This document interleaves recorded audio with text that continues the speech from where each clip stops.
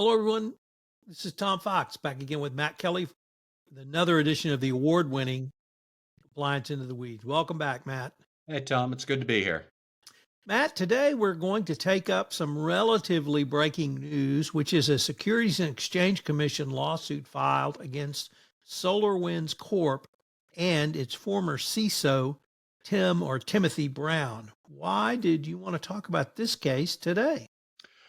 Well, Tom, I think this is a big deal. The SEC had been hinting for a while now, and SolarWinds disclosed that it was looking to hold some current and former executives at SolarWinds responsible for the huge data breach that SolarWinds brought into being in 2020. We can talk about exactly what that breach was in a few moments, but really what they are doing here with this case is trying to hold the CISO, Tim Brown, hold him responsible for the poor disclosures about SolarWinds information security throughout 2018, 2019, 2020, where basically the company was saying we have good cybersecurity, and internally it seemed that the company employees were saying our cybersecurity is a mess. This all got kicked out onto the football field at the end of 2020 when this massive data breach became known. And now Mr. Brown is looking at some sort of civil penalties, probably looking at trial. We should note this is not a settled enforcement action. These are allegations against SolarWinds, which the company, so far, not surprisingly, has denied. But Tom, it raises the question about what sort of civil liability, personal liability, would a senior executive have for inaccurate or misleading disclosures that a company makes about the risks that it has? And I mean, Mr. Brown could be facing very expensive legal action. He could be looking at monetary penalties imposed against him. The SEC is seeking him to be barred from serving at publicly traded companies. This is a real big deal. And certainly for CISOs now, they have to wonder, could I face this? And I wonder if maybe this dynamic might apply to other executives in charge of risk, such as, say, compliance officers. I certainly think those are all valid questions that we need to explore, Matt. The facts of this case are, as with most cases, unique to the individual case, but we've got some really bad facts here. And my question was, did I misread those really bad facts, or is this a kind of internal communications that is routine within an organization where people below or even above may say, hey, we've got a problem here, we need to fix this. Although when you admit you lie in emails or other text messages, that maybe takes it to a new level. But we've also got a series of attestations or verifications which allowed the CEO to sign the Form 8F. And I've wondered about the CEO's potential liability as opposed to Mr. Brown. So if any of those questions make sense, you want to dive in there? Sure. Let me first just back up a bit, Tom, and go through what actually happened with SolarWinds, which is now a couple of years in the past for anybody who might not remember all of the details. So at the end of 2020, it came out that SolarWinds suffered a massive cyber attack, basically from the Russian government, from agents and provocateurs or whoever you want to describe it. But these were instruments of Moscow who had attacked SolarWinds at some point in the past. I believe it was late 2018 or 2019 now, it seems, that the Russians first gained access to SolarWinds. And SolarWinds puts out software for big corporate customers to help them manage their networks. So the Russians attack SolarWinds. They plant spyware into SolarWinds program, which was called Orion. Then SolarWinds pumps out an update to all of those corporate customers saying, here's our latest version of Orion. Please implement it, which they did. And now they've implemented Russia's software, the spyware. So suddenly the Russians could see into the highest levels of the US government. If I remember correctly, they were reading the personal emails of then Treasury Secretary Stephen Mnuchin, among others. They had access to the highest levels of large corporations in America, colleges and universities. Like, this was an enormous attack that Russia executed. Some people say this is probably the most sophisticated cyber attack that has ever actually been launched so far. Probably required thousands or hundreds of engineers in Moscow working on this for years, but they did it. And they did it by penetrating loose access controls at SolarWinds. Now, this all was happening in 2018, 2019. The Russians were worming their way into the Orion product. At the same time, here is SolarWinds telling investors that we have a secure software development lifecycle. We take cybersecurity very seriously. We have a strong security first mindset and all these other things that you would normally expect an information technology company to say. And on the inside, there were other employees basically telling each other that's not true. And Tom, to your point, there is literally one email that the SEC now has on record from a mid-level IT security employee who apparently had affirmed that some cybersecurity issue had been handled, and then that same employee in the next breath tells one of his colleagues, "Well, I just lied." Like, that is the actual term. I just lied. And the SEC has that in an email. At another point, another cybersecurity employee within SolarWinds is talking to somebody else and in a company email says, "I don't know how to un-F this situation." Of course, Weeds is a family podcast, Tom, so I'm not going to say the full F word, but we can all guess exactly what that was. So there are a lot of pieces of evidence here that don't look good for SolarWinds and Mr. Brown. They do paint a culture of, frankly, deception and frustration that lower level employees were not conveying the urgency or getting it across to management that this is a total mess and what we're saying to investors isn't true. Or maybe senior management did hear those messages. They knew that what they were saying on the inside was that everything's a mess, but they were still putting out public statements that everything is fine. For example, that secure software development lifecycle, which at one point Mr. Brown signed off on a document saying, yes, we have this. And internally, they knew that, no, we don't have that. We're still working on it. So there's an awful lot here that does not look good. And then, Tom, your final point about the former CEO. So the CEO at the time of the breach is a man named Kevin Thompson. We should note that Kevin Thompson departed the company at the beginning of 2021, shortly after this entire mess became public. Mr. Thompson does not hail from a cybersecurity background, as far as I can tell. I looked up his background that SolarWinds gave in the proxy statement. It talks a lot about his skill in business development and in expanding and cultivating software businesses, but those are not the same skills as cybersecurity. So, was the CEO, Kevin Thompson, relying on assurances from the CISO, Tim Brown, that yes, our cybersecurity risks are well in hand and what we are disclosing about our potential risks is accurate? Did he rely on that because he's not a CISO by profession himself? So therefore, okay, my CISO says everything's fine. I'm going to sign the form, and that's that. Well, clearly all of those certifications and assertions were incorrect. Who bears responsibility for that? Is it the CISO for providing incorrect assurances to the CEO? Do we have to worry about the CEO himself, or herself? How much can they rely on others for giving them assurances that they might not understand? IT security is a complex matter. So are we supposed to hold the CEO accountable for that if they're not trained IT security professionals themselves? These are all very tricky questions, but it gets to this central core issue of this second tier of executives, CISOs, general counsels, HR directors, marketing directors, compliance officers, internal auditors. If they're giving assurances to the CEO and CFO that turn out to be wrong, where does the liability lie for that? And that's what the CEO, the SEC is now trying to push with this lawsuit here, trying to define the outlines of that. And it could take us to some awkward places.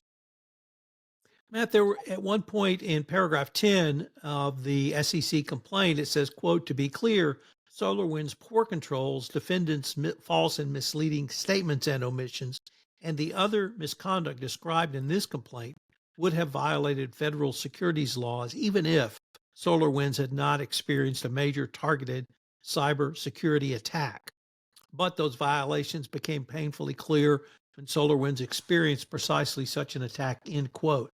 And when I read that, it made me wonder, is the SEC saying that really to cover itself? Because we wouldn't be here with this complaint if there hadn't been a known cyber attack.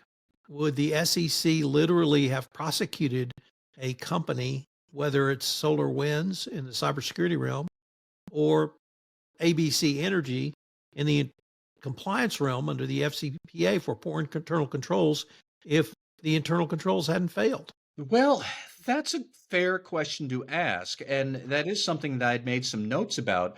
Is when you look through the complaint, somewhere right around paragraph 10, I don't know if it's exactly that paragraph, but there were a lot of accusations against SolarWind that involved the word failure. Failure to consistently maintain, failure to enforce, failure to remedy, failure, failure, failure. Well, that is really an issue about remediation and the lack of it. Like, if they're failing to do something, they knew there was a problem, they were trying to fix it, and they didn't. So they weren't remediating these problems, but they knew that they had problems because they were trying to do something. That does suggest that the problems here are about what you are or aren't accomplishing and what you're telling investors, irrespective of any particular attack. So if SolarWinds had not experienced this painful cybersecurity attack to make all of this blindingly clear, would there be a lawsuit right now? I don't know, but actually, Tom, as I was listening to you, one other similar case that came to mind to me was the Activision Blizzard enforcement action. I think it happened last year, where the SEC filed a complaint and Activision settled it, I think for 30 or 39 million or something like that. It was about poor disclosure controls for its HR risks because Activision was saying we take human capital very seriously. Recruiting the best and the brightest is always a major risk for us because we're a tech company. They're saying all of this, but on the inside, Activision, we now know, had a terrible corporate culture, sexual harassment and assault all over the place. So clearly, something was breaking down there. They were trying to fix their culture, but doing a terrible job at it, while telling investors culture is so important because we have to retain the best and the brightest. It is analogous to what we're talking about here, that they talk about cybersecurity all the time. It is so important to us because we are a cyber technology company. And yet on the inside, employees are talking about how this is a total mess. We haven't done this thing we were supposed to. We just lied to somebody about the state of our security. I don't know how to un-F this. Those are some pretty damning statements that suggest your ability to manage and improve your internal controls is deeply flawed. So that seems like it is an issue that is worth exploration. I can see the stakes involved here, that I can see why SolarWinds and Mr. Brown in particular probably wouldn't want to settle this right now, and they probably do want to fight this, and this is a hill they're willing to die on. Maybe if the breach hadn't happened, this would be a settled enforcement action for small beer. I'm not sure, but you've put your finger on the correct issue. I just don't know what the answer is yet. Matt, another part of the order said something along the lines of there's the NIST framework that cybersecurity functions are to follow. And the SEC there said there were approximately 400 internal controls cumulative in the NIST framework, Yep. of which SolarWinds had less than half functioning. And I tried to think about that in the context of a chief compliance officer in an anti-corruption compliance program. The closest thing might be the CISO internal controls framework, which has 5 objectives, 17 principles, and 84 points of focus. There's no framework for internal controls by an industry or other organization um, in anti-corruption compliance. The COSO framework is the closest. Is that, number one, an appropriate analogy? And number two, does that mean if you're less than half of your internal controls match up to the COSO framework, you do not have an effective set of internal controls under the FCPA? Uh, that might be a bit of a stretch. So, yes, that the COSO framework and the NIST framework are both frameworks. They are not necessarily comparable. That the NIST framework for cybersecurity, which I have read, you are correct that there are more than 400 controls there. It is big and exhaustive and onerous because it is trying to provide all possible controls that you might need to address all possible cybersecurity risks. You don't actually need to implement all 400 of those NIST controls for a good cybersecurity program. You just need to be able to defend. We implemented 215 or 175 or 312 because those fit our needs for this reason. And here are all the remainder controls which we didn't implement because they don't fit it for these other reasons. It is an exhaustive process to implement a NIST framework for cybersecurity, but you do get to implement those controls that make sense and not the ones that don't. It is a very prescriptive thing. The COSO framework for internal control that we might use for SOX compliance or FCPA compliance, in comparison, is much more principles-based, which is probably going to leave some people shocked that I would say it's principles-based. Guys, it is principles-based compared to NIST, which, that is like printing out the phone book if you want to print out the NIST framework. It has 17 principles. It has points of focus. But there are a couple of dozen specific things that you should have in place for a good internal control framework under COSO. But you can have a lot of discretion on what that actually looks like. And it is a very different experience when we're talking about cybersecurity and the NIST framework. It is a much more onerous and daunting endeavor to try and figure out what you have to do for cybersecurity, because cybersecurity is a much more difficult risk to try and understand how these things might work. There are new cybersecurity scams or attacks all the time, and your business evolves all the time. And I get it. FCPA people will say that's true for bribery risk too, but it happens on a much more slow pace. And really, it's always about a third party, lying on a spreadsheet somewhere and that kind of thing. So we can only take that analogy so far.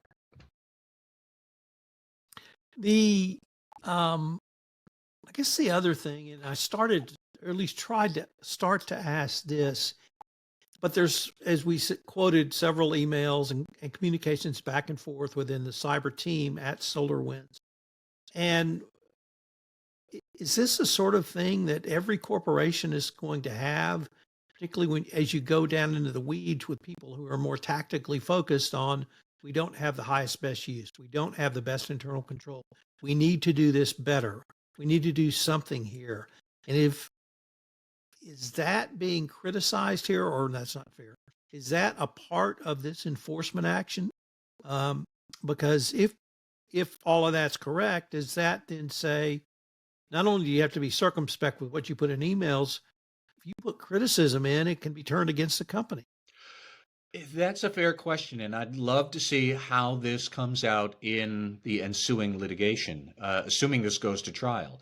But, I do think that there's probably some sort of inverse proportion equation we could map out, that the further down the org chart an employee is, the louder they are going to say we're doing it wrong. And maybe those employees are correct, but it's also possible that they don't know what they're talking about, or they know what is correct in their tiny little part of the org chart, but senior executives are in charge of the entire org chart. So maybe there's some sort of balancing act that has to happen here. I do think that, we have to ask, that how companies will think about disclosing risks. We should keep in mind that the Securities and Exchange Commission just adopted a couple of months ago now, and it will go into effect early next year, these new rules for expanded disclosure of cybersecurity risks and events. In this particular case with SolarWinds in this lawsuit, I actually think this points to the challenges around disclosing cybersecurity risks. Let's put aside the horrendous event that they suffered for now. But if you're a company, what are you supposed to disclose about how you tackle cybersecurity risk? If you're going to be honest and say, we're doing our best, but this could be a Mickey Mouse operation, we're not really sure, that's not impressive to investors. If you say something like, we take it extremely seriously, even though you know that there's this undercurrent, and the further down you go, the louder and swifter the undercurrent is. There is this undercurrent of employees saying, no, we're not doing this at all, and what they're saying in the 10K is not accurate. Those employees may or may not be right, and they might not be right. They might not understand the complete picture of what they're talking about. So I think that this underlines the challenge of disclosing your cybersecurity risks in the 10K once a year and how you're trying to manage those. So often, Tom, I have been talking about the other part of that SEC rule on disclosing the actual breach and what should you say. We could put that aside for discussion another day, but right now this just points to the difficulty of knowing what should you disclose about cyber risk when it is so difficult. It is so fast moving. And there are so many moving parts and so many employees involved in it, and they might not fully appreciate the delicacy of what they should put in an email. And then if it turns up, comes out in discovery 2 years later and it's in a lawsuit a year after that, it looks really bad. You and I are talking about how bad it really is. Was it really that bad at the moment, 3 years ago when they made these comments? And I don't know yet. That's the sort of thing I want to see how that gets handled in pre-trial arguments and what comes out at trial. Matt, are there analogies, comma, if any, comma, for the compliance professional from this enforcement action we need at least start talking about now, even if we don't have final answers? I have thought about that. And Tom, I alluded to one earlier, the Activision settlement over poor disclosure of, human capital issues and corporate culture, because many compliance officers are in charge of corporate culture. But if the nugget of this lawsuit is that the CISO made inaccurate disclosures about the state of cybersecurity risk, and they had a gigantic cybersecurity failure. I'm going to restate that is in the compliance officer context. The compliance officer was providing assurances about a strong anti-corruption program and then had a major anti-corruption failure and an FCPA enforcement action. It's the same dynamic. The sentence has the same structure. I just dropped in FCPA and Chief Compliance Officer instead of cybersecurity and CISO. Does that mean that compliance officers might face lawsuits too? If you're giving assurances about the state of your compliance program and the CEO takes that to the bank, they sign their form, and then it comes out you have a major FCPA issue that's going to cost $1 billion to settle. Did you make misleading or inaccurate disclosures? Did you provide misleading and inaccurate statements to the CEO that wound up in the 10K? Should you suffer for that? I think a lot of compliance officers would be very uncomfortable with that idea, but it was a pretty simple exercise to turn this dynamic around and say, here's how it would look in the FCPA world. And it doesn't look very good and very pleasant for compliance officers. I'm hard pressed to think that the Justice Department or SEC would relish punishing a compliance officer. They've been saying for years and years, compliance officers are our best friends inside the company. But they probably have been saying for that about CISOs for a long time too. And now here we are holding a CISO out, with a lawsuit that could derail his career. Maybe that's correct. Maybe it's not. That'll all have to come out, as I said, in trial. These are only allegations, but it creates a precedent that could be transplanted to compliance officers, internal auditors, other types of risk assurance executives that I don't think any of them would welcome. And I think your answer portends that we're going to have to visit this case and its implications down the road. I think so too, Tom. Thank you. This is Tom Fox again. Thanks so much for listening to the award-winning Compliance Into the Weeds. I hope you'll join Matt and I again next week. And if you've enjoyed this podcast, I hope you'll subscribe, rate, and review wherever great podcasts are listened to. The award-winning Compliance Into the Weeds is a part of the Compliance Podcast Network.